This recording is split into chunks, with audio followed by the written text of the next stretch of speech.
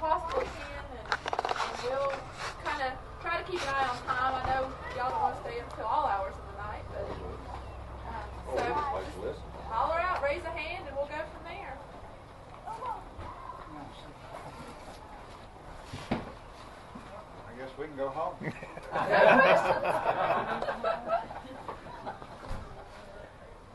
Anybody like old-timey rifles out there? Oh, yeah. Are we going to talk in areas of specialties? You can. I got a question. I want to ask Bob Harn how he can't hit any dumps for the government makes. How he can't hit any? Yeah. Because they're too short.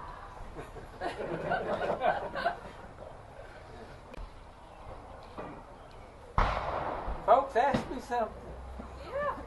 What was that barrel you were passing around over there? Well, in high school, I could never do more than a B, and I always wanted an A minus, so we made an A minus. Thing's only Barrel or walking 545 tomato sticks. They don't pass grade.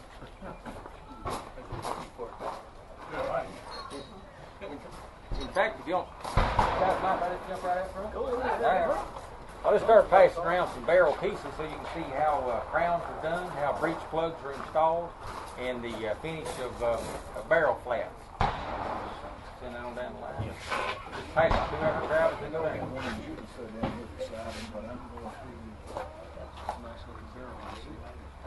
So is that barrel an invention? It's probably an aberration, but I'd like to know how do you change the architecture? a barrel like that would be really hard to stock, and if you got it stocked, it'd probably be extremely hard to keep shooting because it is so light. The fella had wood that was really subject to humidity changes. The wood would push a barrel that light around. Can y'all hear? Not Maybe too well. Stand up there. All right. or preach it out. Don't be bashful.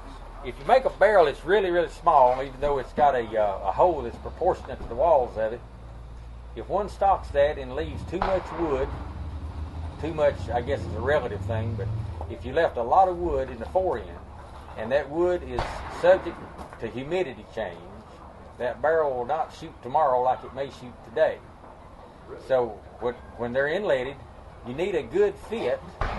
However, it shouldn't be forced into the channel. And your hangers should be slotted so that when the metal moves with heat and the wood moves with humidity, they can travel without putting warpage standards on the other part. One also has to be very, very careful on a barrel that size about putting dovetails in. Short starting is definitely a caveat that you'd have to watch for. And keep the loads extremely moderate. Yes, sir. What about round loading rods? Well, a 32 is flimsy, as y'all know. And if one doesn't pick the grain structure in a given rod, you can definitely have some personal injury and a lot of profanity on that. A 32 being small in relation to a given size of round rod that would go down the barrel, there can be a lot of wear at the crown. So you really have to be careful on the material that you pick. For example, aluminum is a no-no. Brass will work good for a while, but it'll also embed with particles and become a lapping, rod. And all those things can eat the end out of the barrel as the abrasion goes on. So you definitely need a protector around the rod. And the smaller the bore, the more protection you've got to have. That's a good question. Why wasn't I put on ram on? And another thing about the way we make a 32 caliber is that Mr. G, how are you doing, sir? Is this a discussion on how long developed? when we make a 32, we don't offer it with square bottom rifling because they're so hard to clean. Round bottom being much easier. And a lot of people would like to see a 7 groove in our 32s, but we only do a 6 so that we can get a better land to groove ratio. And we prefer the ratio of the groove to be wider, than the lands. barrels will shoot in almost any configuration that you can build them. But for the ease of loading and cleaning on a 32 or a 36, we prefer wide grooves. We're gonna have to get you trained about furrows Furrows. and loops. Well, down south, we just barely did get here. What would be the load for 32? Each barrel, no matter who made it or the bore, they're a law unto themselves, and you really have to find what the barrel wants to eat. But in a 32 with a 1 in 48, you'll probably be playing around 25 to 35 grains. Some people shoot more than that, but 40 grains is starting to get to the upper edge. I've heard some theory about the lower grain loads, highly increased fouling. Is there a, if you find out, grain loads, highly increased fouling. Is there a, if you find out, Consumption of the powder, instead of being turned all the way into a gas, it will leave residue. So any caliber combined with the smoothness of the barrel, the rate of twist, you'll find its sweet spot. And will it like double or will it like triple? And the lubrication of the pad will enter into factors as to how dirty that barrel will be. Alright, we had another question. How do you determine what a good fitting rifle is? Length of pull? Well, what I wanted is for that individual person, what drop at the heel is right for you, and how much cast off is right for you when you're trying to get a board and you're trying to draw it all out and figure out what's right for you. So making one from scratch, how do you know how much cast off and drop and everything to put on it for yourself? Mark? I guess I'll try to make some comments about that. One thing you need to consider is what style of gun you're building, and you want to try to choose something that fits the type of dimensions you're used to or what you're looking for. I know that's a little off your question there, but if you try to build a gun that has a lot of drop in it, you like that style, and then but you decide the measurements you like that fit you well is a fairly straight stock, and you build it that way, and then think it's going to come out looking like the one, the style that has with a lot of drop in it. It's not. It's going to change it more than you might think. So you need to keep that in mind. Now, I happen to think my own bias is a fairly straight stock, fairly wide butt, kind of an early configuration. And just to throw out some parameters a little bit on this,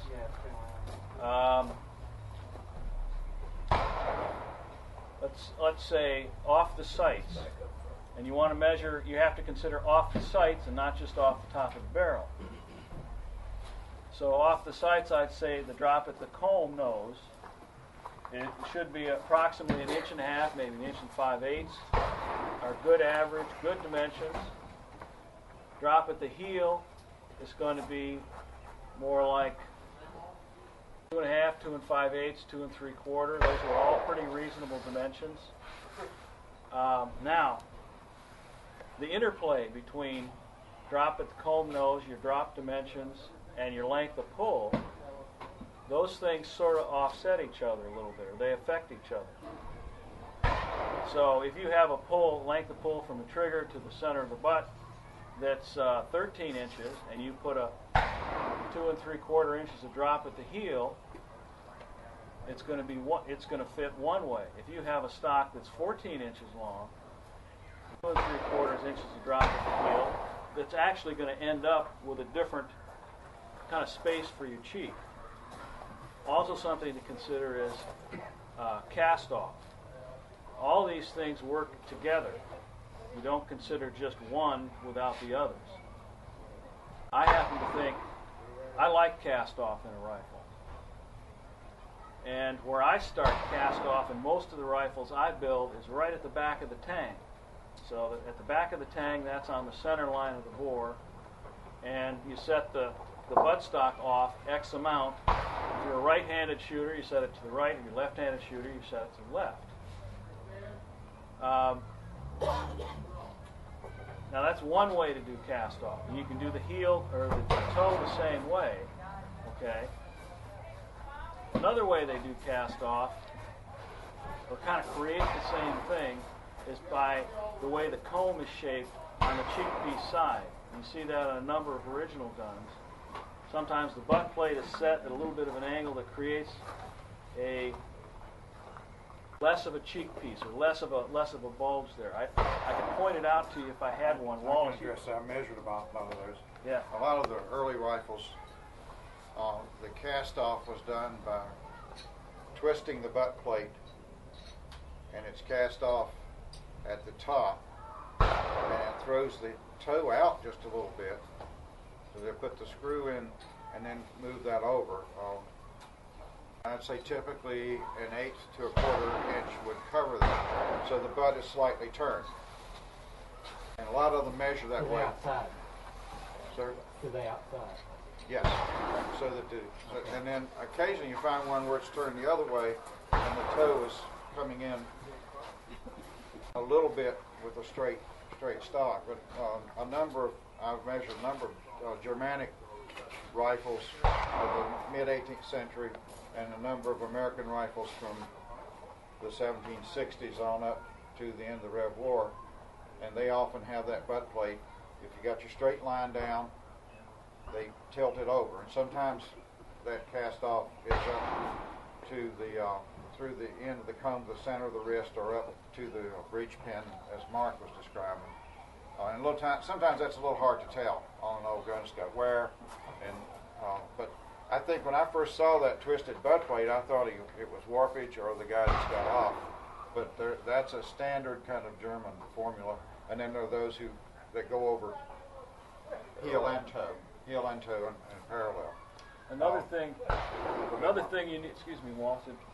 Another thing you need to consider is cross section through the cheek piece area, how that's handled, whether there's a lot of taper on it, how thick it is. Yeah. All of these things you need to consider. You can't just say, oh, I like a 1/4 inch cast off and think that's going to work on every stock. A real high cheek piece may really demand a little more cast off to be comfortable. And another thing is, how's that comb shaped? Many rifles have just a nice curve, okay, for the top of the comb. Now a few styles actually have a hard edge, like this rifle number 42 that you hear people talk about sometimes. That has a very hard edge, and so it actually, that little edge sticks out further than if the maker of that rifle had rounded the comb off. So it's going to catch you in the cheek more. If the cast off and dimensions aren't handled right. So you need to kind of think about all those things.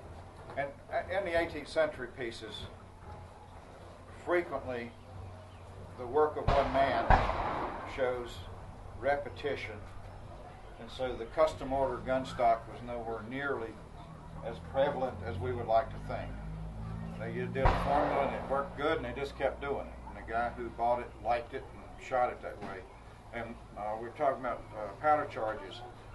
When I grew up in this, everybody said you change powder charges until you get the group, and the gun does, the rifle does its best with a certain powder charge. And that's probably true to a certain extent. But most of the time in the 18th century, on the American frontier, they're using a couple formulas. The most common is 1/2 the ball weight. And we know that because that's the way they buy the powder and lead in the stores. 2 to 1. All the time. And so I think more people are using 1/2 the ball weight. That comes to 1/3 the ball weight when you get in some of the larger bores. But it's not nearly as custom as we would paint it in the period. Occasionally you see a rifle by a well-known maker, and it does have exceptional drop from his others, and you then conclude that it was made to custom order. But many of them will measure the same. If I measure the pull, and I measured thousands of them for these series of articles in my book, and the one maker tends to use the same pull within a 1/4 or 1/2 inch, and that's probably how he's fitting the butt plate that day. You know, it's like it's not nearly as custom as we would love to think it was. You know, one thing I've found too, that if you look at different styles of guns and different periods of time of guns, there are styles of drop. There are styles, just like there are styles of engraving and so forth, popular at a certain time or in a certain region. And it is. I don't think it's because the people in this region were necessarily all shorter or all taller or just shot better with guns with a lot of drop, or that changed between 1780 and 1810. They're just styles that just come out and people shoot them. It's like today, people are used to shooting a certain kind of gun that with certain amounts of drop, and that's just the way all the makers make them. I'm talking about centerfire, you know, and very few people question that unless they're very serious in custom work. But And some of those Bethlehem or Lehigh Valley pieces of the 1790s and the 1820s have that radical Roman nose stock, and for the life of me, I can't get on the sights of those unless I'm back here at the butt plate. And so, you know, fashion isn't always comfortable. I was just trying to figure out, 'cause see, some of the combs are concave, some of the combs are straight, and I'm short, and I'm trying to figure out what's going to be most comfortable for me that I can do better with. If you're looking for just shooting qualities, as you know, as opposed to looking for a historically correct type, there's a lot of decisions there. But if you're just looking for shooting qualities, the best thing in the world you can do is to handle some pieces and say, you know, this one fits me better, measure it up, or have whoever's stocking it copy it. Because I've had several customers who demanded on a flintlock rifle that I follow certain dimensions, which they took off a modern gun. And one guy just, you know, it kills his cheek every day, and he wishes he'd let me go ahead and put the normal triangular buttstock on it instead of one that was more in line with the modern drop of a gun. And he probably didn't even think about the sight height. Yep. That's so much greater typically on a modern rifle than it is on a long rifle, which is down on that flat. So find one that, you know, there are people who can measure you up and tell you approximately what's going to fit you. I've done a little of that. Mark and some others here have probably done more because I build more historic pieces, which tend to be very regimented. the best thing is just try a bunch. You know, in an area like this, it's perfect for it. Just go talk to different gun makers, different people you know that are shooting. See if you can try their rifle, and then see what the length pull is, look at the drop, if there's any cast off, twisting the button, whatever, and then kind of decide what you like the best. I'd like to bring back up the point about the stock bending the barrel. Yes, please. Okay. I don't know how many of you know the Gunsmith film that we did back in 1968 when I was a punk rock star. Remember that? That rifle has a relatively light early style barrel with just a little bit of flare and a good thick breech. And it's 57 or 58 caliber, I've forgotten exactly which, but I pinned it with loops, with fittings on the bottom of the barrel called loops in the period, of the early type. In other words, it's just a small loop and the single pin goes through it, and there's no allowance for shrinkage and whatever. Very straight grain piece of hard sugar maple, just a very little curl in it, so it's not a real active piece of wood. But on a week hunt when it was raining constantly and camping in a lean-to, about 3 days out, we decided to, instead of walking around in the muck, we were just going to have a shooting match from the lean-to, you know, where it's nice and dry. And so we're shooting at about 50 yards, and I'm having trouble hitting. And that stock had swelled up and moved it, at 50 yards, it was 2 inches high. And if you don't believe, you can put a barrel in, if you got a really steady vise and a heavy workbench, you breech it up nice and tight at the breech and go out the front and push it with your finger.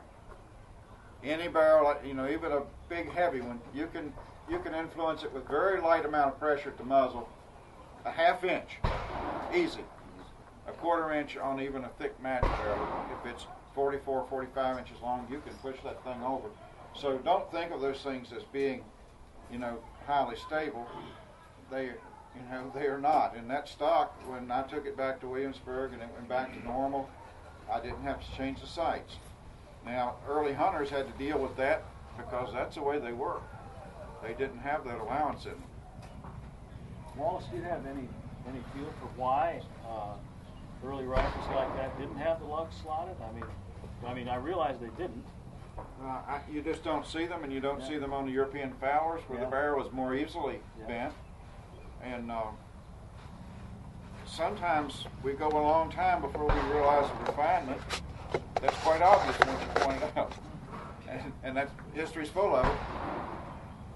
But it's not until you get, in my view, it's not on the long rifles, and even the English Fowlers, until you get draw loops, which is the draw that is split with the retaining pin.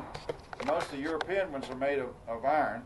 In the late Rev War period and on, in America they started making those out of brass, soft metal, and you got a slot in it, so it automatically gives you a compress. I've had those where you had to take them out around the corner because the stock had shrunk enough that it pulled that in, and it did have, that gave it some leeway, and often that kind of loop gives it some leeway. I believe those soft metal ones were developed in America because of the rust problems on the frontier. That, you get out in a lot of rain and so forth, and that draw, if it's all iron on iron and it gets wet, it can really get stove up in there. So the American long rifle developed, I think they developed those. They actually take more expensive material to make them of soft metal. But those automatically give you some compression because that's a slotted. Everybody familiar with what I'm talking about?